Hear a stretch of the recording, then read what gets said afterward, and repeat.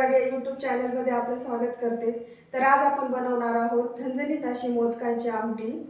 Video आवडल्यास like share subscribe करा आणि रेसिपी नक्की ट्राय करून बघा। तर चला आता आपण रेसिपीला सुरुवात करूया। तर आता आपण मोदकाला लागणारं सारण बनवून घेऊ। आता इथे एका पॅन मध्ये मी पहिल्यांदा तीळ भाजून घेणार आहे। तीळ आता आपण व्यवस्थित पॅन मध्ये भाजून घेऊ। पॅनची फ्लेम मी आता थोडी लो ठेवली आहे। आता इथे तीळ आपले भाजले गेले आहेत। आता आपण ह्या तिळांसोबतच एक छोटा चमचा खसखस आपण भाजून घेणार आहोत। गॅस मी आता मंदच ठेवलेला आहे।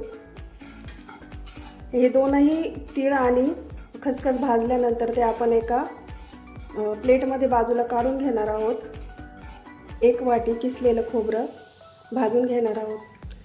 खोबरं भाजण्यासाठी मी गॅस हा मंद आचेवर ठेवलेला आहे। खोबरं आपल्याला खूप पण जास्त भाजायचं नाही। थोडासा खोबऱ्याचा लालसर रंग चेंज होईपर्यंत आपल्याला खोबरं व्यवस्थित भाजून घ्यायचं आहे। आता खोबरं आपलं छान लालसर रंगावर भाजून झालेलं आहे। आता खोबरं थंड होण्यासाठी आपण एका प्लेटमध्ये काढून घेऊ। आता तीळ आणि खसखस आपले थंड झालेले आहे। आता ते आपण मिक्सरच्या भांड्यात काढून घेऊ आणि जाडसर असे मिक्सरमध्ये वाटून घेऊ। खोबरं आता आपलं व्यवस्थित थंड झालं आहे। ते हाताने आपण असं थोडंसं कुस्करून घेऊ। खोबरं हे मिक्सरमधून नाही काढायचं, नाहीतर त्याला खूप तेल सुटतं। आता या खोबऱ्यामध्ये आपण अद्रक, लसूण आणि मिरची याचा ठेचा टाकणार आहोत आणि तीळ आणि खसखस जे आपण वाटून घेतलेलं आहे मिक्सरमधून जाडसर, ते आपण याच्यात टाकून घेऊ। आता याच्यात चवीपुरते आपण थोडे थोडे मसाले पण टाकणार आहोत। अर्धा चमचा मिरची पावडर, अर्धा चमचा गरम मसाला, अर्धा चमचा धना पावडर, हळद आणि चवीपुरतं मीठ। हे सारण आता आपण व्यवस्थित एकत्र करून घेऊया। आता मोदकासाठी लागणारं जे सारण आहे ते आता आपले तयार झालेलं आहे। आता आपण मोदकाचं बाहेरचं आवरण करून घेऊ। आता मोदकांसाठी लागणारं बाहेरचं आवरण बनवण्यासाठी इथे मी एक वाटी बेसन पीठ घेतलं आहे। अर्धा चमचा चवीपुरतं मीठ, अर्धा चमचा मिरची पावडर, अर्धा चमचा गरम मसाला, अर्धा चमचा धना पावडर, हळद। आता हे पीठ आपल्याला भिजवून घ्यायचं आहे।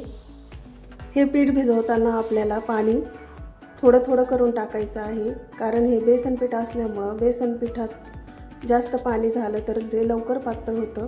म्हणून आपल्याला थोडं थोडं करून पाणी टाकायचं आणि पीठ भिजवायचं आहे। इथे आता मी मोदकाच्या आवरणाचं पीठ भिजवून घेतलं आहे। याला आता आपण थोडंसं तेल लावून 15 ते 20 मिनटं भिजण्यासाठी साईडला ठेवून देऊ।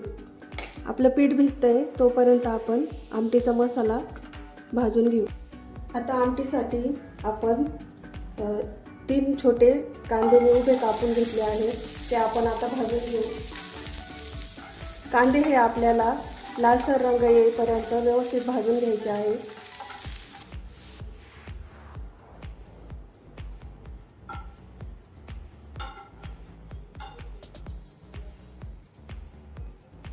कांदा आता आपला व्यवस्थित लालसर रंगावर भाजलेला आहे। आता आपण तो एका प्लेटमध्ये थंड होण्यासाठी काढून घेऊ। आता आपण अर्धी वाटी कापलेलं खोबरं हे आमटीसाठी भाजून घेऊ। खोबऱ्याला पण लालसर थोडासा रंग येईपर्यंत आपण व्यवस्थित भाजून घेऊ।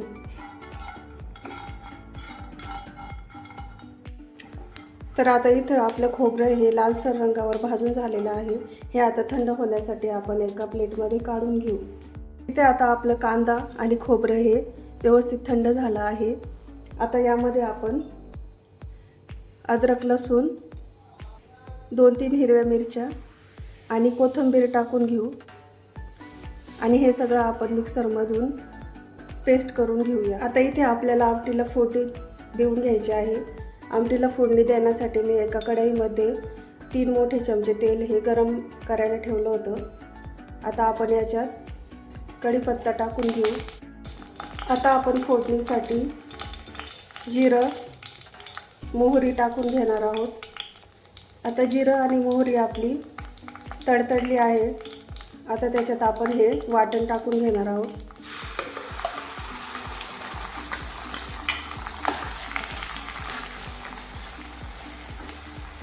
वाटण हे आपल्याला तेल सुटेपर्यंत छान व्यवस्थित परतून घ्यायचं आहे. वाटण आता आपलं व्यवस्थित परतून झालं आहे. आता त्यात आपण मसाले टाकून घेऊया. 1 चमचा लाल मिरची पावडर,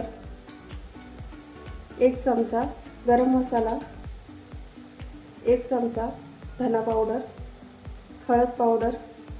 आता हे मसाले आपण व्यवस्थित मिक्स करून घेऊ. आता मसाल्यांना तेल सुटेपर्यंत आपण हे व्यवस्थित परतून घेऊ. मसाले आता आपले तेल सुटेपर्यंत व्यवस्थित परतून झाले आहे. आता याच्यात आपण पाणी टाकून घेऊ. आमटीला पाणी थोडंसं जास्तच ठेवायचं आहे, कारण मोदक टाकल्यानंतर ती आमटी थोडीशी घट्ट होते, त्यामुळे आमटीला थोडं पाणी जास्त असू द्या. अजून पाणी मी याच्यात टाकत आहे. आता आमटीमध्ये आपण चवीपुरतं मीठ टाकणार आहोत, थोडीशी कोथिंबीर, आणि आमटीला आता आपण एक उकळी काढून घेणार आहोत. आपली आमटी उकळते तोपर्यंत आपण मोदक बनवून घेऊ. आता ही बेसन पोळी आपण थोडीशी जाडसर अशी लाटून घेऊ. खूप पण जाड नाही ठेवायची, नाही तर ती शिजायला वेळ लागतो. थोडीशी मध्यम अशी आपण ही लाटून घेणार आहे. आता याच्या आपण पाऱ्या बनवून घेणार.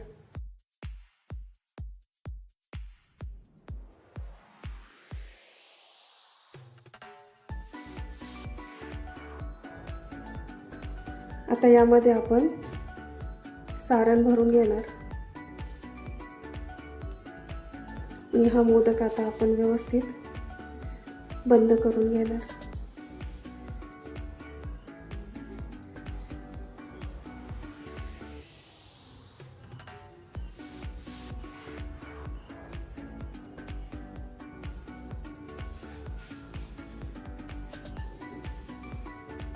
आपला मोदक बघा तयार झाला आहे. अशाच पद्धतीने आपण सगळे मोदक बनवून घेणार आहोत. आता आमटीला आपले उकळी आलेली आहे आणि आपले मोदकही बनवून तयार झाले आहेत. आता हे मोदक आपण आमटीमध्ये सोडून घेऊ. मोदक हे आमटीमध्ये उकळी आल्यानंतरच सोडायचे आहेत. सगळे मोदक आपण आमटीमध्ये आता सोडून घेऊ. आता आमटीमध्ये आपण मोदक सोडून घेतले आहेत. आता हे आपण 10 मिनिटं झाकण ठेवून शिजवून घेऊ. गॅस हा आपल्याला मंद आचेवरच ठेवायचा आहे. आता 10 मिनिटानंतर आपण झाकण उघडून बघू. आपले मोदक हे व्यवस्थित शिजलेले आहे. आता आपण ते प्लेटमध्ये काढून घेऊ. तर आता झणझणीत अशी मोदकाची आमटी आपली तयार झालेली आहे. तुम्ही ही नक्की ट्राय करून बघा आणि कशी वाटली ते कमेंटमध्ये सांगा. धन्यवाद.